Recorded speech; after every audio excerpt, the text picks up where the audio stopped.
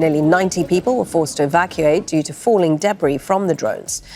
Russian air defense forces have shot down Ukrainian drones targeting the north of the Rostov region. Unexploded fragments fell on the roof of the house and are in danger of detonating. What if the one city Russia swore could never be touched was just hit? Within hours, Ukrainian drones flew under radar, skimmed valleys, and slammed into Moscow's financial district. But the real damage wasn't the broken glass. It was the shattering of an illusion Russia had spent billions to maintain. If billion-dollar defenses couldn't stop sub-$50,000 drones, what else can't they stop? Today, we uncover how this single strike forced Russia into a dangerous psychological corner and why this moment matters more than the explosions themselves. Before we move on, I'd like to ask you a small favor. If you appreciate this content, please take a second to like this video and subscribe to the channel. Over 98% of you watch the videos without subscribing. It costs you nothing, but it makes a huge difference to us. So, did you click the subscribe button? Great! Thank you so much. Now back to the video. How does a drone the size of a small car, costing less than $50,000, pierce through the most fortified airspace in Russia? Moscow was never meant to be touched. Its security was built on layers of S-400 missile systems, overlapping radar networks, and early warning sites designed to see aircraft hundreds of miles out. On paper, it formed an impenetrable dome, a billion-dollar shield protecting the political and economic heart of the country. Yet these defenses failed when a swarm of low-cost Ukrainian drones managed to fly straight into the financial core of Moscow. To understand how, you have to look at the sky and the ground at the same time. The critical advantage comes down to altitude. Large missiles and fighter aircraft are easy targets for radars tuned to detect high-speed threats streaking across the horizon. Small drones, however, slide under those radars if they maintain extremely low altitudes. Flying just 100 feet above river valleys or tree lines creates natural cover. Radars placed on fixed towers can only see over the curvature of the Earth. When a drone flies that low, it hugs the terrain and disappears beneath the radar horizon. In the forests west of Moscow, valleys and riverbeds act like winding corridors that guide them past expensive surveillance arrays without being picked up. But the terrain was only part of the equation. Air defense operators in Moscow rely heavily on recognizing flight patterns that don't fit the usual civilian air traffic picture. These drones exploited a blind spot in that picture.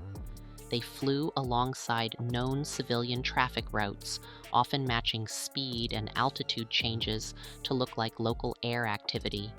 In essence, they used Moscow's own busy skies as visual and electronic camouflage. By the time controllers noticed something unusual, the drones were already entering the city perimeter. Even the defensive depth of the system worked against Russia in this moment. The S-400 units positioned around Moscow are optimized for larger, high-altitude aircraft flying directly toward the city. Drones arrived instead through dispersed ingress routes, scattered like raindrops instead of a single storm front. Each one took a slightly different approach, forcing defenders to split their focus. When a radar finally picked up one direction, another came in through a gap. The layered shield became fragmented, stretched too wide to block every path. While the drones slipped through these geographic and electronic blind spots, another battle was unfolding in cyberspace. Russian military communications around Belgorod and Tula began experiencing sudden disruptions. Data links slowed, coded messages were delayed, and some radar sites even went offline for minutes at a time. These outages didn't happen by chance. Ukrainian forces had paired their drone attack with targeted cyber interference, a move designed to overload already stressed operators. With screens freezing and communication channels lagging, missile crews found themselves half a step behind the drones streaking toward Moscow. Reports suggest that radar stations in Belgorod and Tula were under pressure even before the strike. Both locations had been subjected to prior missile and artillery activity designed to soften defenses. A radar site that is constantly repairing damage or struggling with outages can't maintain the focus needed to track multiple low signs crossing at once. As a result, the network's broader situational awareness collapsed just as the drones closed in on Moscow's boundaries. What happened next was broadcast in real time. One drone slammed into the gleaming towers at the center of Moscow's financial district. Glass shattered hundreds of feet above the ground, raining debris onto the streets below. Another smashed through the facade of a different high-rise, turning the very symbols of Russian wealth into pillars of smoke. Videos filmed by residents quickly spread across Telegram and Twitter, showing blackened frames of skyscrapers that once symbolized security and prosperity. Dozens of clips replayed the same moment: alarms wailing, flames licking through office windows, police cordoning off blocks that should have been untouchable. The physical damage was real but limited compared to the broader impact. Offices can be repaired, glass replaced, and steel frames reinforced.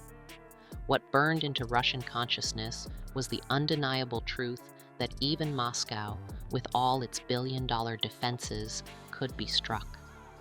Watching the towers that represented financial pride smolder on live streams injected shock far beyond military calculations. It wasn't just infrastructure that cracked. It was the very image of Moscow as a safe fortress, a myth cultivated for decades, now dissolving in front of millions. This was not about broken windows. It was about fear seeping into the highest levels of Russian leadership, a reminder that if drones can reach Moscow's towers, the illusion of untouchability no longer holds. The hit on Moscow city towers did more than shatter glass. It shattered belief. For years, Russians were told their capital was shielded by the most advanced defenses on Earth. That image dissolved in seconds as smoke poured from skyscrapers broadcast online to millions. If drones can strike Moscow, a city ringed by military power, what foundation of Russian strength is actually safe? Tanks, missiles, and guards can't stop fear from spreading faster than fire. Modern war isn't only about weapons, it's about perception. And Ukraine has shown it understands both sides of that battlefield better than its opponent.